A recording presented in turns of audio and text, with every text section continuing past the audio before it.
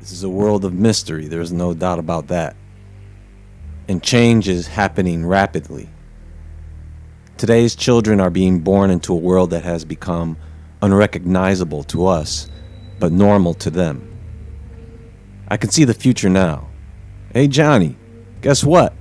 My grandpa said when he was a kid, people used to eat meat. Ew, that's crazy. Everybody knows people only eat bugs, silly. Now I'm just being silly. But I say that because it seems like that's where we are headed. Into a world where people just forget the truth. So they will collectively live in a fantasy. Isn't that what a real-life Mandela effect consists of? Things being different than what you remember them to be? And even with the internet and information at our fingertips, people still base their beliefs on what they see in the media and what their friends and families tell them. They still believe what institutions tell them, and slowly but surely, more and more people buy it, hook, line, and sinker. The Mandela effect is a real phenomenon. Of course, the cause is not what you may expect, meaning I don't think it is a side effect of experiments like CERN. There is a different phenomena associated with that uses different terminology. I want to talk about the Mandela effect that everyone is familiar with. You know, even if our minds are playing tricks on us and this phenomena is real, there is a fault to the Mandela effect, and that is the truth.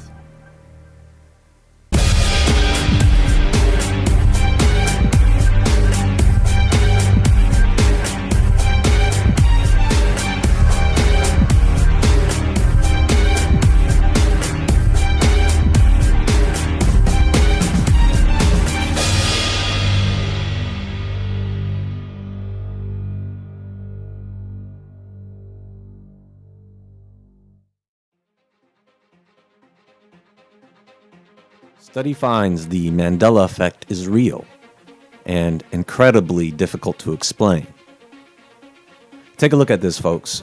Only one of each image is correct. I'll let you guys investigate which are the correct images. The Mandela effect is fascinating and amusing in general, and I can understand how most of its examples came to be. But now it's trying to tell me that Fruit of the Loom never had a cornucopia in its logo, ever, and my reality is crumbling. So I'm going to tell you guys something interesting about this Fruit of the Loom Mandela effect. Now, if you go back and look at the commercials from the 80s, you will find that, yes, in those commercials, there is no cornucopia. In fact, if you go watch those old commercials, you'll see that the logo isn't any of the ones I've just shown you. Unless they were able to go back and edit those old videos. See, the problem with the Mandela effect is that you have to prove it. You can't just say you remember something to be this way. Hey, if that was good enough, we wouldn't need to present evidence in court. People think they can remember every fine detail of their past. You cannot. How many times have you come across some cartoon character from your past and you can't remember their name? You can come close. Yeah, that's how good your memory is. A team of psychologists from the University of Chicago, intrigued by the idea, decided to put it to some actual scientific rigor, as well as testing whether there really was an effect. They aimed to discover why visual Mandela effects, VME, occurred. The results were sort of maddening. In their first experiment, currently available as a preprint ahead of publication in the journal Psychological Science, participants were asked to look at images of a logo, character, or mascot, including popular examples of the Mandela effect and others that have been added as controls. as well as the original real version of the image. They included several other versions with mistakes on them, made to fit in with the original design as much as possible. This included popular misremembered versions. The participants were asked to select the image they believed to be the original, as well as rate how confident they were that it was correct, and estimate the number of times they had seen it. The image was only considered to be a potential VME if it was consistently misremembered. People were confident about their choice, and the same wrong image was consistently selected. Interestingly, in the questions which used examples of the Mandela effect popularly cited on the internet, the popularly misremembered image was selected a significantly higher proportion of the time than the original. Now, what I find most interesting about these examples of the Mandela effect is that in most cases, people seem to be remembering things not as they actually are or were, but they seem to be remembering things as how they think they should be. Traditionally, when you see a fruit displayed, like the Fruit of the Loom logo, that display of fruit would come in a basket, or it would come in a cornucopia. It's the same with the way things are titled.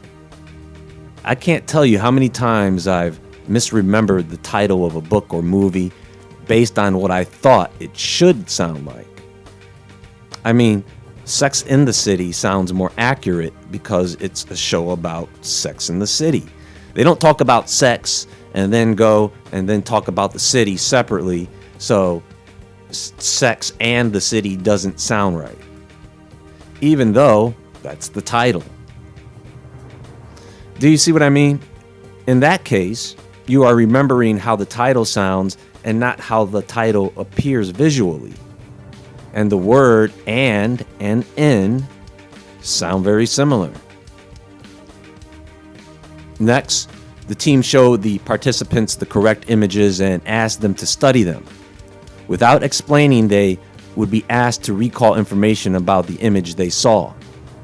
When they were subsequently asked to select between the correct version and the manipulated version, the VME images were still consistently chosen over the correct version they had just studied.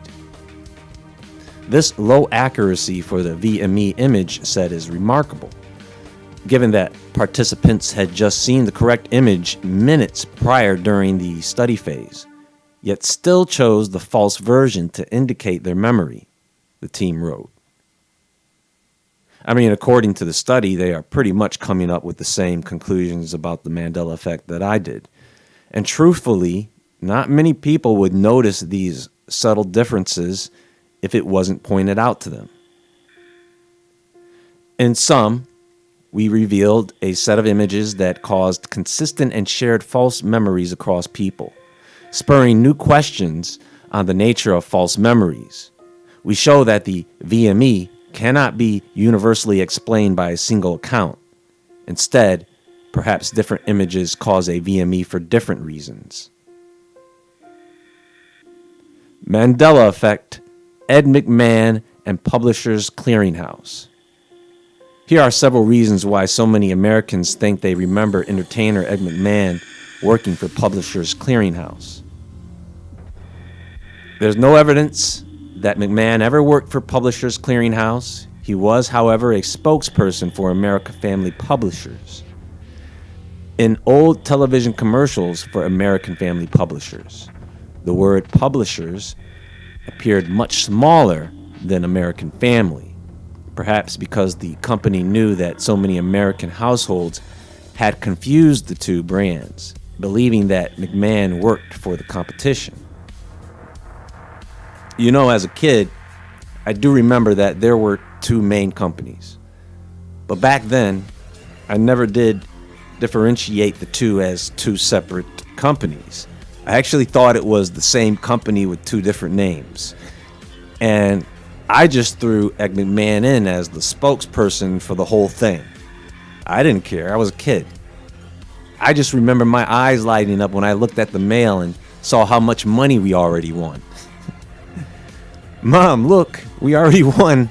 Yeah, don't lie. I know some of you fell for that too. At least once or twice, anyway. I want to get into what I call the real Mandela effect that is occurring right now before our eyes. While we can get distracted thinking about these other things we think is the Mandela effect. And these things, when you think about it, don't even really matter. But here is what I mean by the real Mandela effect.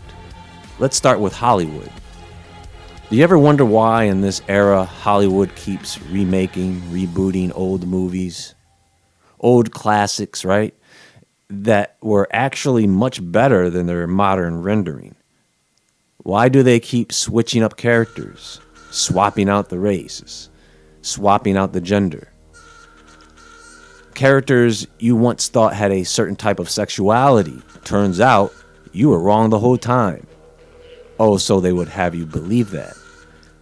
People think that these film companies are trying to push a progressive political agenda on us, and so they keep swapping out characters even if they lose money in the process. Now, this would be unheard of for a company to willingly submit a product that they know would cost them considerably.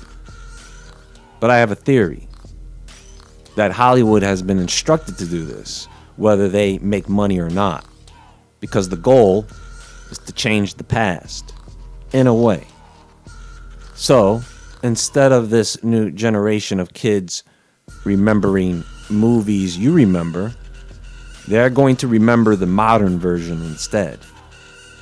Do you see? That is the real Mandela effect, and that extends beyond Hollywood. Think about the weather, right? The weather these days is, of course, not the way you remember it, right? But they are trying to make you believe the weather is comparatively different than the past under false reasoning. In other words, we've had record-breaking temperatures in the past. We've had crazy weather in the past. But they want you to believe that now it is way more serious for different reasons. Some being lies. And so this new generation grows up believing that. How many of you have heard of negationism? Historical negationism, also called denialism, is falsification or distortion of the historical record.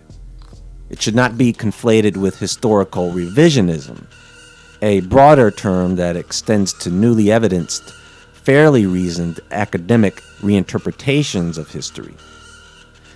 In attempting to revise the past, illegitimate historical revisionism may use techniques inadmissible in proper historical discourse, such as presenting known forged documents as genuine, inventing ingenious but implausible reasons for distrusting genuine documents, attributing conclusions to books and sources that report the opposite, manipulating statistical series to support the given point of view, and deliberately mistranslating texts. Isn't that what a lot of people do these days? You see that a lot oftentimes with some conspiracy theories, right?